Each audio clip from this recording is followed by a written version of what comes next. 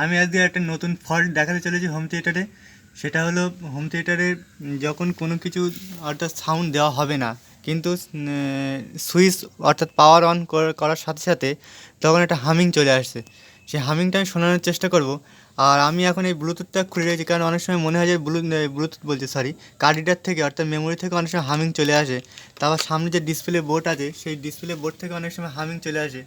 তো আমি ফার্স্ট যেটা করেছি সেটা হচ্ছে এই কার্ডিয়াটা খুলে রেখেছি, যাতে অনেক সময় মনে হতে পারে যাতে সাউন্ডটা চলে আসছে। তো আমি এখানে কোনো রকম সাউন্ড দিচ্ছি না, ব্লুটুথ কানেক্ট করছি না, শুধুমাত্র পাওয়ারটা আমি অন করছি। পাওয়ারটা অন করে আমি দেখানোর চেষ্টা করবো, শোনানোর চেষ্টা করবো যে আমি পাওয়ার অন করে দিলাম। এবার এই হামিংটা আমি শোনানোর চেষ্টা করব। প্রথমে একটা স্পিকার দিলাম, দ্বিতীয় স্পিকার দিলাম, আশা করি শোনা যাচ্ছে। একটা গা গা করে চিঁ করে একটা আওয়াজ আসছে, ঠিক আছে। ভলিউম বাড়লেও সে আওয়াজটা যে বাড়ছে তা নয়, ভলিউম কমালেও সে আওয়াজটা কিন্তু একই থেকে যাচ্ছে। তো এই আওয়াজটার জন্যে হচ্ছে কি, আমি যখন কোনো রকম সাউন্ড দিচ্ছি তখন সাউন্ডটা একটু চেপে যাচ্ছে আর সাউন্ডের সঙ্গে হিজি সাউন্ড চলে আসছে, এটা হচ্ছে প্রবলেম। তো আমি এখন খুলে দেখাবো যে ফলটা কী আর কোথায় কী রিপেয়ার করতে হয়। তো আমি এখন এটা খুলছি। এই হলো তার বোর্ড। এখানে এটা হলো রেগুলেটর আইসি।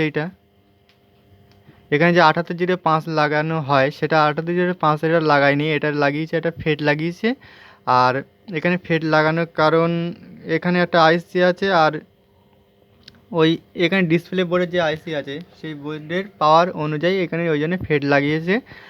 আর আর একটা, আর এখানে এই দুটো হলো এই দুটো হলো ওই বড় স্পিকার জন্য। এখানে যে বড় স্পিকার ভেতরে হুপার স্পিকার, আর এই দুটো হলো ছোটো স্পিকার জন্য, একটা থেকে দুটো করে চলবে, 10 ওয়াট করে, টোটাল 20 ওয়াট এই দুটো। আচ্ছা, এবার আমি যেটা দেখাচ্ছি সেটা হলো আমি স্বর্ণা বা ছুরি টাইপের কিছু নিলাম। এই এক একটা রকম সাউন্ড আসছে এই হামিং। এই যে এই গ্রাউন্ডে হাত দিলেও কিন্তু সাউন্ড চলে আসছে।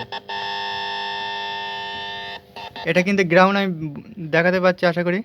এখানে এল আর সিগন্যাল, এই ইনপুট হয়, এল আর সিগন্যাল যে ইনপুট হচ্ছে, এটা স্পিকার আউট, এল আউট, আর আউট, আর এটা গ্রাউন্ড। এবার এইখানে গ্রাউন্ডে হাত দিলে কিন্তু সাউন্ডটা আসবে কেন, অর্থাৎ গ্রাউন্ডে তো কোনো রকম সাউন্ড আসে না, হামিং টানে না, এই সাউন্ড আসছে গ্রাউন্ডের থেকে।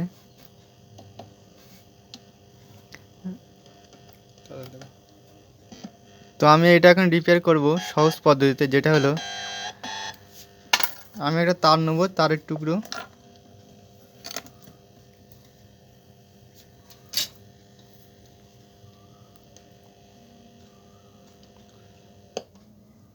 সাউন্ড কিন্তু অনেকটাই বন্ধ হয়ে গেছে।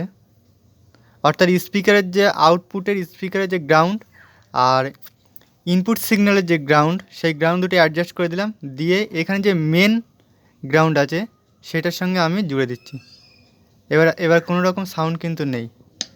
আর একটা জিনিস যেটা করব সেটা হচ্ছে ইনপুট, অর্থাৎ এই ডিসপ্লে বোর্ড থেকে যে এল আর আর যে সিগন্যালটা আসছে সেই সিগন্যাল দুটো আমি শর্ট করে দেবো। কারণ অনেক সময় একটা সিগন্যাল ফল্ট করে,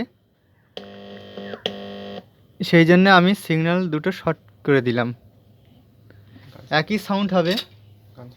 এবার আমি সাউন্ডটা চালাচ্ছি।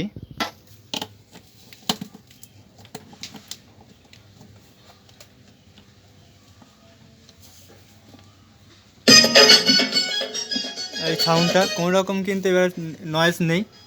আমি হচ্ছে ক্যামেরাম্যানকে বলবো একদম কাছাকাছি নিয়ে যেতে সাউন্ড শোনার জন্য।